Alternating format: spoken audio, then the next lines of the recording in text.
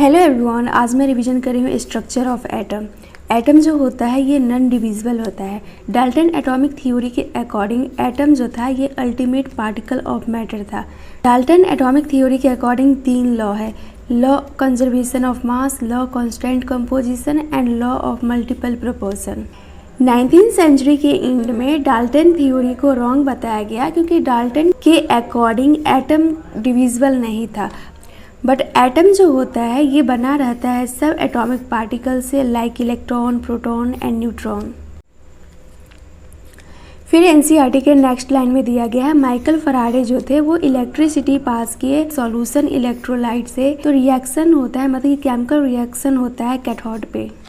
Next है discovery of electron. Cathode ray discharge tube जो लिया गया था ये बहुत ही low pressure and very high voltage पे लिया गया था। निगेटिव को बोलते हैं कैथोड एंड पॉजिटिव को बोलते हैं एनोड। मतलब कि जो कैथोड होता है उसी को बोलते हैं कैथोड रे पार्टिकल, मतलब कि electron. Electric and magnetic field present रहता है डिस्चार्ज ट्यूब में, तो कैथोड रे डेविएट कर जाता है अपने पाथ से। कैथोड रे ट्यूब जो होता है ये डिपेंड नहीं करता है कि कौन सा मटेरियल से इलेक्ट्रोड्स बना है एंड कौन सा गैस प्रेजेंट है कैथोड रे ट्यूब में। नेक्स्ट है charge to mass ratio electron. ये दिया गया था जे थॉमसन के द्वारा। ये चार्ज है और ये मास है, दोनों का रेशियो लिया गया है। तो इलेक्ट्रॉन पे चार्ज होता है 1.6 × 10⁻⁻19 एंड मास जो होता है इलेक्ट्रॉन का वो होता है 9.1 × 10⁻31। इसको कैलकुलेट करेंगे तो ये आ जाएगा 1.75 × 10⁻11 coulomb per KG. And J Thomson के द्वारा जो एक्सपेरिमेंट किया था वो कुछ इस टाइप से था। यहाँ पे कैथोड था एंड इधर एनोड था। फिर यहाँ पे ये नॉर्थ पोल लिए थे, साउथ पोल लिए थे एंड कैथोड रे पार्टिकल इधर से पास कर रहा है। तो यहाँ पे इलेक्ट्रिक फील्ड है, इधर मैग्नेटिक फील्ड है एंड यहाँ पे बी जो पॉइंट है यहाँ पे कोई भी फील्ड नहीं है। तो देख सकते हैं ये जो पार्टिकल है मतलब कैथोड रे पार्टिकल है ये अपने पाथ से डेविएट कर जा रहा है जहाँ पे भी फील्ड प्रेजेंट है। बी पर कोई भी फील्ड प्रेजेंट नहीं है तो ये सीधे पास कर रहा है इधर से। अगर हमें मास ऑफ इलेक्ट्रॉन फाइंड करना है तो कैसे करेंगे? इसके लिए सिंपल इलेक्ट्रॉन का चार्ज लेंगे and charge to mass ratio जो होता है इलेक्ट्रॉन बाय एम, ये जो चार्ज टू मास रेशियो हम निकाले हैं यहाँ पे वैल्यू पुट कर देंगे और यहाँ पे 1.6 × 10⁻19 पुट कर देंगे, हमारा आंसर आ जाएगा, मतलब कि मास ऑफ इलेक्ट्रॉन आ जाएगा। नेक्स्ट है डिफ्लेक्शन, तो इसको नेक्स्ट पेज पे समझते हैं। डिफ्लेक्शन जो था ये डायरेक्टली प्रोपोर्शनल है वोल्टेज का एंड डिफ्लेक्शन जो है ये डायरेक्टली प्रोपोर्शनल है चार्ज का एंड चार्ज में होता है इलेक्ट्रॉन एंड डिफ्लेक्शन जो है ये डायरेक्टली प्रोपोर्शनल है magnetic force and electric force.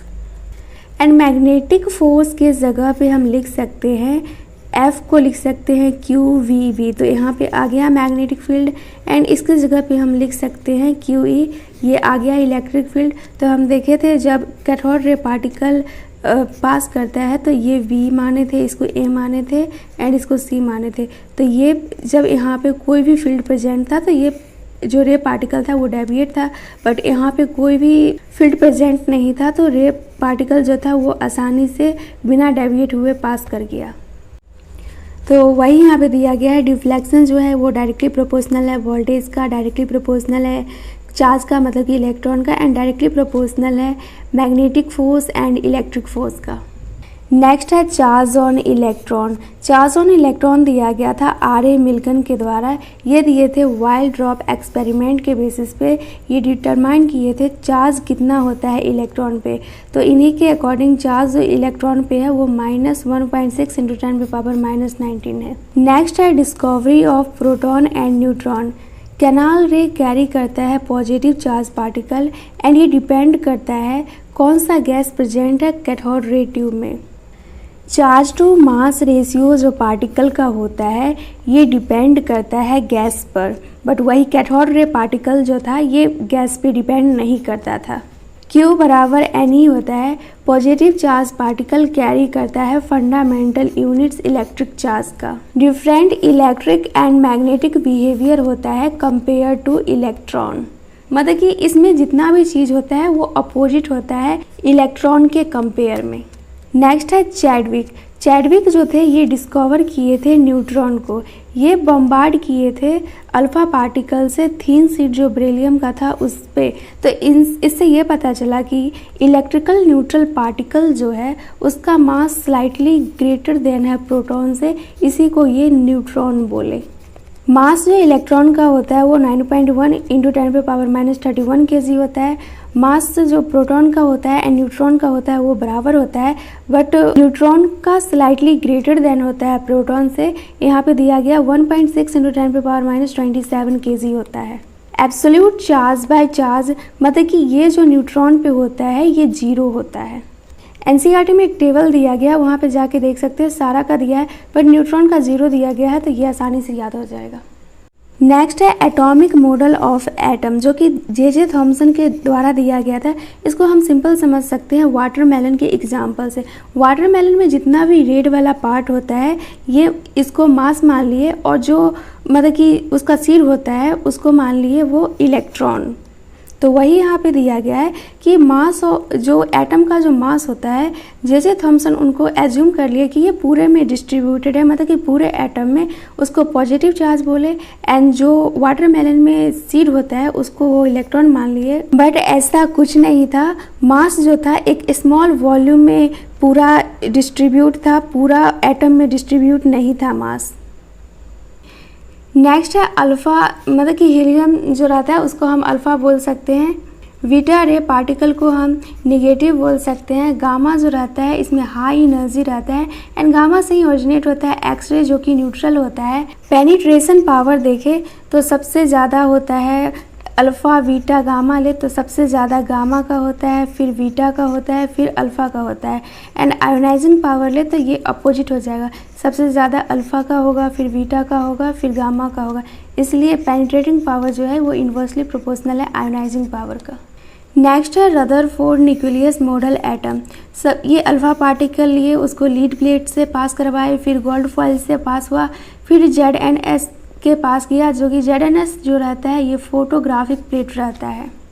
इसमें से जो फ्यू पार्टिकल था वो डिफ्लेक्ट हुआ, मतलब कि 20,000 में से मात्र एक डिफ्लेक्ट हुआ। तो रदरफोर्ड न्यूक्लियस मॉडल एटम का कंक्लूजन ये निकलता है कि एटम में मोस्ट स्पेस जो है ये एम्प्टी है। पॉजिटिव चार्ज जो एटम में है वो पूरा में स्प्रेड नहीं है, मतलब कि पूरा एटम में स्प्रेड नहीं है, ये कंसंट्रेटेड है स्मॉल वॉल्यूम में, मतलब कि स्मॉल वॉल्यूम में ही ये प्रेजेंट है। वॉल्यूम जितना ऑक्यूपाई करता है न्यूक्लियस का वो नेग्लिजिबल है compare to total volume of the atom, क्योंकि रेडियस जो एटम का है वो 10⁻⁻10 मीटर है एंड रेडियस जो न्यूक्लियस का है वो 10⁻⁻15 मीटर है। तो कितना छोटा है ये समझ ही सकते हैं। रदरफोर्ड के अकॉर्डिंग फाइनल प्रपोज्ड मॉडल जो है वो है न्यूक्लियस में जो मास जो रहता है एंड पॉजिटिव चार्ज कंसंट्रेट रहता है स्मॉल रीजन में। सर्कुलर पाथ को ऑर्बिट बोलते हैं। इलेक्ट्रॉन एंड न्यूक्लियस जो दोनों एक दूसरे के साथ रहता है वो इलेक्ट्रोस्टैटिक फोर्स की हेल्प से रहता है। एटॉमिक नंबर जो होता है वो बराबर होता है नंबर ऑफ प्रोटॉन का, and proton number of proton जो होता है वो नंबर ऑफ इलेक्ट्रॉन रहता है जब एटम के पे कोई भी चार्ज वगैरह ना हो, तो मतलब कि न्यूट्रल एटम हो। तो प्रोटॉन एंड न्यूट्रॉन जो है ये प्रेजेंट रहता है न्यूक्लियस में, इसलिए इसको न्यूक्लियॉन्स बोलते हैं। तो न्यूक्लियॉन्स को हम सिंपल बोल सकते हैं कि इसमें प्रोटॉन प्लस न्यूट्रॉन प्रेजेंट रहता है।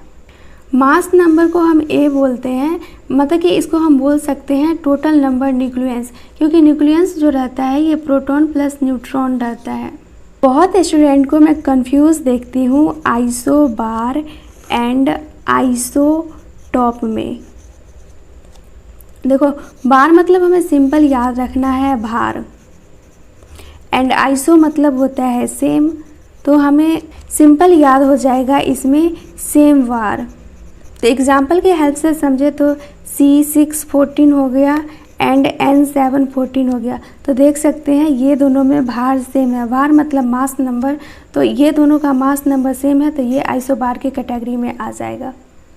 एंड एटॉमिक नंबर देख सकते हैं दोनों का डिफरेंट है। एंड आइसोटॉप का एग्जांपल ले, आइसोटॉप मतलब कि हल्का फुल्का, मतलब कि सेम हल्का फुल्का, मतलब कि सब में एटॉमिक नंबर सेम रहेगा। तो सबसे पहले ले ले प्रोटोनियम का, तो प्रोटोनियम में मास नंबर भी सेम रहता है एंड एटॉमिक नंबर भी सेम रहता है। ड्यूटेरियम ले तो ड्यूटेरियम में भी एटॉमिक नंबर सेम होता है, मास नंबर डिफरेंट होता है, तो हो गया।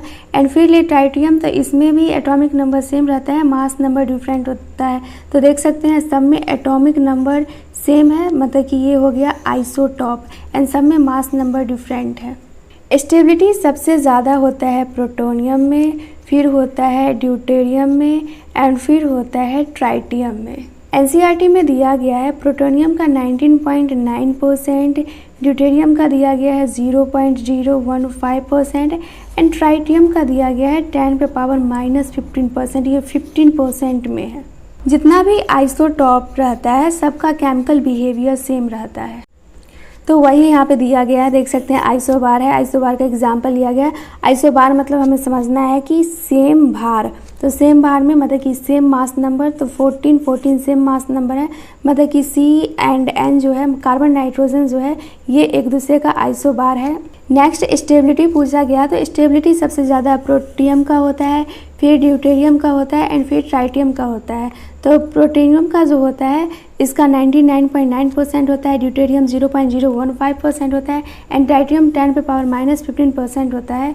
एंड ये देख सकते हैं ये आइसोटॉप है क्योंकि सबका जो एटॉमिक नंबर जो है ये सेम है। सेम एटॉमिक नंबर मतलब कि लेस भार जो होता है ये आइसोटॉप होता है। एंड जितना भी आइसोटॉप होता है सबका केमिकल बिहेवियर सेम होता है। नेक्स्ट है ड्रॉबैक रदरफोर्ड मॉडल। ये एक्सप्लेन नहीं कर पाए स्टेबिलिटी ऑफ एटम को। इनका जो मॉडल था ये कंपेयर किए अपने मॉडल को सोलर सिस्टम से, मतलब कि ये अपने न्यूक्लियर मॉडल को कंपेयर करते हैं सोलर सिस्टम से। एंड ये बोले कि जो इलेक्ट्रॉन मूव करता है न्यूक्लियस के अराउंड ये वेल डिफाइंड ऑर्बिट में करता है। तो सोलर सिस्टम में मतलब कि ग्रेविटेशनल फोर्स जो होता है ये Gm1m2/r² होता है एंड कूलम्ब फोर्स जो होता है kq1q2r² होता है। क्योंकि इलेक्ट्रॉन मूव कर रहा है तो वहाँ पे कूलम्ब फोर्स लगेगा एंड सोलर सिस्टम में लगता है ग्रेविटेशनल फोर्स क्योंकि वहाँ पे कोई चार्ज वगैरह नहीं होता है। अकॉर्डिंग टू इलेक्ट्रोमैग्नेटिक थ्योरी के अकॉर्डिंग मैक्सवेल बोलते हैं कि जो चार्ज पार्टिकल रहता है जब वो एक्सेलरेट करता है तो इमिट करता है इलेक्ट्रोमैग्नेटिक रेडिएशन। एंड ये जो फीचर रहता है वो एग्जिस्ट नहीं करता है प्लेनेट के लिए क्योंकि ये अनचार्ज होता है। बट वही जब इलेक्ट्रॉन रेडिएट करता है तो एनर्जी डिक्रीज होता है जिसके वजह से कि ऑर्बिट श्रिंक कर जाता है। ये सब बोले मैक्सवेल। इसके वजह से रदरफोर्ड मॉडल जो था वो फेल कर गया क्योंकि ये एक्सप्लेन नहीं कर पाया stability of atom. And Rutherford जो थे ये कुछ भी नहीं बता पाए इलेक्ट्रॉन के डिस्ट्रीब्यूशंस के बारे में, मतलब कि कैसा डिस्ट्रीब्यूशन है इलेक्ट्रॉन का around the nucleus and energy of electron के बारे में। नेक्स्ट आया बोर मॉडल, मतलब कि रदरफोर्ड मॉडल जब फेल कर गया तब आया बोर मॉडल। तो electromagnetic wave and atomic spectra जो है ये मेजर रोल प्ले किया है बोर मॉडल को डेवलप होने में। इलेक्ट्रोमैग्नेटिक वेव में दो नेचर होता है, wave like and particle like. Electromagnetic को कोई भी मीडियम का रिक्वायर नहीं होता है, मतलब कि जो इलेक्ट्रोमैग्नेटिक वेव रहता है इसको कोई भी मीडियम का रिक्वायर नहीं होता है। मैक्सवेल के अकॉर्डिंग ये ग्राफ दिया गया था electric field, magnetic field and wave का, ये एनसीईआरटी में अच्छा से बनाया गया है। नेक्स्ट है इलेक्ट्रोमैग्नेटिक वेव। इसमें इलेक्ट्रोमैग्नेटिक स्पेक्ट्रम के बारे में बताया गया एंड वैक्यूम में जितना भी इलेक्ट्रोमैग्नेटिक रेडिएशन करता है सबका स्पीड रहता है 3 × 10⁸ मीटर पर second. And speed of light जो रहता है इसको हम लिख सकते हैं फ्रीक्वेंसी इंटू लैम्डा। मैं इसको सिंपल ऐसे याद की थी। वेलोसिटी जो होता है ये डिस्प्लेसमेंट बाय टाइम होता है, तो v को लिख ली थी speed of light and d को लिख ली थी लैम्डा एंड 1/t जो होता है ये फ्रीक्वेंसी होता है, तो इसको फ्रीक्वेंसी लिख ली थी, तो ये हो गया c λf। नेक्स्ट है वेव नंबर। वेव नंबर को v के टाइप से डिनोट करते हैं एंड ये होता है 1/λ। वेव नंबर को बोलते हैं number of wavelength per unit length. Next है Planck quantum theory. Planck quantum theory में वेव नेचर जो था ये रिफ्रैक्शन शो करता है एंड इंटरफेरेंस शो करता है। एंड सेकेंड में आता है पार्टिकल नेचर। पार्टिकल नेचर में आता है black body radiations, photo electric effect, heat capacity and line spectrum of atom. Black body radiation जो होता है ये दिया गया था मैक्स प्लैंक के द्वारा हॉट ऑब्जेक्ट जो रहता है ये इमिट करता है इलेक्ट्रोमैग्नेटिक रेडिएशन, वो भी वाइड रेंज वेवलेंथ में। एग्जाम्पल दिया गया है रोड का। वेन्स लॉ होता है lambda M V by T, ये हम फिजिक्स में जनरली पढ़ते हैं। तो ये जो होता है ये कांस्टेंट है, तो लैम्डा जो होता है ये इन्वर्सली प्रोपोर्शनल टू टी हो जाता है। मतलब कि टेम्परेचर इंक्रीज़ करेगा तो लैम्डा डिक्रीज होगा। तो एनसीईआरटी में एग्जांपल दिया गया है रोड का। जब हम रोड को हीट करेंगे तो ये सबसे पहले रेड में कन्वर्ट होगा, फिर वाइट में कन्वर्ट होगा एंड फिर ब्लू में कन्वर्ट होगा। तो हमें एक ये पता है विव गी योर, मतलब कि टॉप टू बटन पे आने पे हमारा जो लैम्डा होता है वो इंक्रीज होता है। तो सबसे ज़्यादा लैम्डा रेड का होगा, तो यहाँ पे देख सकते हैं सबसे ज़्यादा लैम्डा रेड का है। मतलब कि धीरे धीरे लैम्डा डिक्रीज हो रहा है। जैसे ही टेम्परेचर इंक्रीज करता जा रहा है लैम्डा डिक्रीज करते जा रहा है। तो वही यहाँ पे दिया गया है, ये रोड का एग्जांपल है। जैसे ही इसको हीट कर रहे हैं ये रेड में कन्वर्ट हो रहा है, फिर वाइट में कन्वर्ट हो रहा है, फिर ब्लू में कन्वर्ट हो रहा है। मतलब कि सबका लैम्डा डिक्रीज हो रहा है। Ideal body emit and absorb जो करता है रेडिएशन को, ये ऑल फ्रीक्वेंसी में करता है। ब्लैक बॉडी रेडिएशन का एग्जाम्पल है कार्बन ब्लैक। ब्लैक बॉडी जो रहता है ये थर्मल इक्विलिब्रियम में रहता है अपने सराउंडिंग के साथ। तो हम इसको सिंपल फ्लक्स के हेल्प से समझ सकते हैं।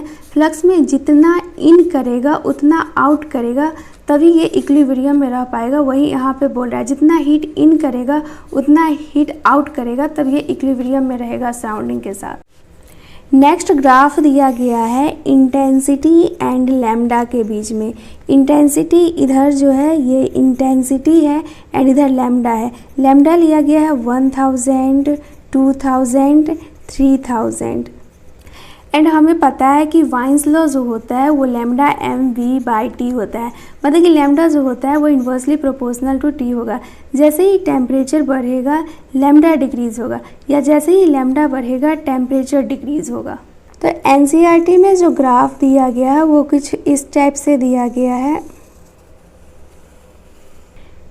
T1 टेम्परेचर पे लैम्डा है 2000 एंड वही T2 पे जो टेम्परेचर है वो लैम्डा जो है वो डिक्रीज़ हो गया।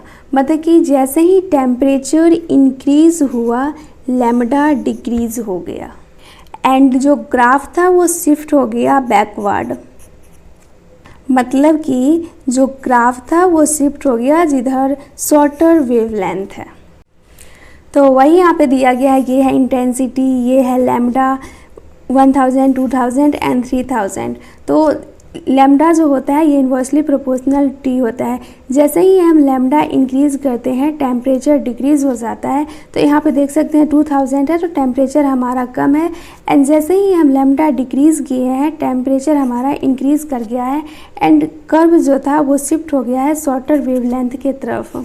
ये भी एक्सपेरिमेंट मैक्स प्लैंक का ही था, बट ये एक्सपेरिमेंट एक्सप्लेन नहीं कर पाया वेव थ्योरी ऑफ लाइट को। नेक्स्ट है क्वांटाइजेशन। ये भी प्लैंक ही दिए हैं। प्लैंक एज्यूम किए कि जो रेडिएशन होता है वो सब डिवाइडेड एंड डिस्क्रीट यूनिट में होता है। मतलब कि चंक्स ऑफ एनर्जी, छोटे छोटे जो बंडल टाइप में, मतलब कि पैकेट टाइप में होते हैं, उसमें रेडिएशन सब डिवाइडेड होता है। क्वांटम जो है ये स्मॉलेस्ट क्वांटिटी है, मतलब कि स्मॉलेस्ट यूनिट है एनर्जी का एंड लाइट का स्मॉलेस्ट यूनिट फोटोन है। ये जो होता है HF होता है, मतलब कि ये फ्रीक्वेंसी दिया गया है। बुक में V टाइप में लिखा रहता है बट मैं F से याद करती हूँ। वही यहाँ पे दिया गया। H जो है वो 6.6 × 10⁻34 जूल सेकेंड में होता है एंड इसको ENHF भी लिख सकते हैं। N के जगह 0 लिख सकते हैं, 1 लिख सकते हैं, 2 लिख सकते हैं, बट 3.5 करके नहीं लिख सकते हैं क्योंकि सीढ़ी वगैरह पे अगर हम लोग चढ़ते हैं तो ये सीढ़ी पे चढ़ते हैं फिर ये सीढ़ी पर चढ़ते हैं। ऐसा नहीं है कि यहाँ हाफ पे चढ़ते हैं फिर हाफ पे जाते हैं। नेक्स्ट है फोटो इलेक्ट्रिक इफेक्ट। लाइट आया, मेटल सरफेस से टकराया और इधर से इलेक्ट्रॉन इजेक्ट हो गया। इंटेंसिटी जो होता है ये डायरेक्टली प्रोपोर्शनल होता है नंबर ऑफ इलेक्ट्रॉन का, फिर करंट वगैरह हुआ उसका, एंड फ्रीक्वेंसी जो होता है ये डायरेक्टली प्रोपोर्शनल एनर्जी का होता है। हमें याद रखना है जहाँ पे एनर्जी होगा वहाँ पे इंटेंसिटी कांस्टेंट होगा एंड जहाँ पे नंबर ऑफ इजेक्टेड इलेक्ट्रॉन होगा या करंट वगैरह होगा वहाँ पे फ्रीक्वेंसी कांस्टेंट रहेगा। ये सब ग्राफ वगैरह में देके पूछ लिया जाता है। नेक्स्ट है, ये तो याद रखना है, इस पर तो कितना सारा PYQ है एंड हर टेस्ट में इससे क्वेश्चन पूछ ही लिया जाता है। HF बराबर HF not kinetic energy maximum. HF बराबर HF not plus kinetic energy maximum जो रहता है, इसको हम HF को लिख सकते हैं HC बाई लैम्डा एंड इसको लिख सकते हैं HC by lambda naught and ये तो काइनेटिक एनर्जी मैक्सिमम है ही, इसको लिख सकते हैं हाफ mv²v। एंड इलेक्ट्रॉन को स्टॉप करने के लिए काइनेटिक एनर्जी मैक्सिमम होता है इलेक्ट्रॉन एंड ये वोल्ट नॉट, तो इलेक्ट्रॉन के जगह पे 1.6 × 10⁻⁻19 भी लिख सकते हैं। वर्क फंक्शन जो मेटल के लिए होता है वो होता है सबसे ज़्यादा CU का, फिर AG का, फिर MG का, फिर Li का, फिर Na का, फिर K का। इसको तो मैं सिंपल याद रख ली थी, कुग मगली नाक। एंड ये फॉर्मूला तो हमें याद रखना ही है, बहुत ही काम आता है। कोई भी मतलब कि लेंदी क्वेश्चन दिया रहता है उसमें एनर्जी है तो एनर्जी अगर लैम्डा एंगस्ट्रॉन में दिया रहता है तो एंगस्ट्रॉन ज़्यादा होता है नैनोमीटर से, क्योंकि इसमें 10⁻⁹ मीटर होता है एंड ये 10⁻10 मीटर होता है। इस टाइप से मैं बोल रही हूँ, तो यहाँ पे एक जीरो एक्स्ट्रा होगा। 1240 दोनों कॉमन में है, एंगस्ट्रॉन में ज़्यादा वैल्यू होता है तो यहाँ पे एक जीरो एक्स्ट्रा आ जाएगा, बाकी बात सब सेम रहता है। तो एनर्जी अगर हमसे पूछ रहा है तो 1240 ये सब में सेम रहता है। अगर हमें एंगस्ट्रॉन लैम्डा जो है वो एंगस्ट्रॉन में दिया गया है तो यहाँ पे एक सिंपल जीरो यहाँ पे बैठा देंगे एंड लैम्डा अगर नैनोमीटर में है तो कुछ नहीं करेंगे, सिंपल वैसे ही छोड़ देंगे। एंड इसमें जो हमारा एनर्जी निकल के आता है वो इलेक्ट्रॉन वोल्ट में निकल के आता है एंड यहाँ पे जो ये एनर्जी निकल के आता है वो इलेक्ट्रॉन वोल्ट में आता है, याद रखना जूल में नहीं आता है। NCERT का जो एग्जाम्पलर क्वेश्चन है 2.7, वहाँ पे क्वेश्चन दिया गया, पावर दिया गया 100 वाट, लैम्डा दिया गया 400 नैनोमीटर एंड हमसे पूछ रहा है कि नंबर ऑफ फोटोन पर सेकेंड में कितना होगा। तो इसके लिए सिंपल हमें फॉर्मूला याद रखना है, पावर एंड E हमें पता है ये होता है HC बाई लैम्डा, दोनों को डिवाइड कर देंगे, आंसर आ जाएगा। पावर दिया गया 100 वाट एंड ये सब का वैल्यू पुट करके आंसर निकाल लेंगे।